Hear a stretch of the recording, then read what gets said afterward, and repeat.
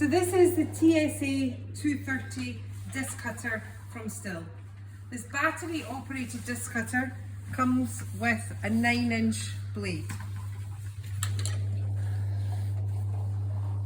So this disc cutter comes with the AP range. So better going with the bigger batteries, the AP300, AP300S, just easily fit in here with the two different chargers, the AL300 or the AL500 quick charger.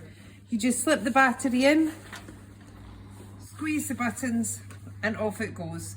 Cutting to 70mm depth, and you've got your water suppressant hose that can go within there.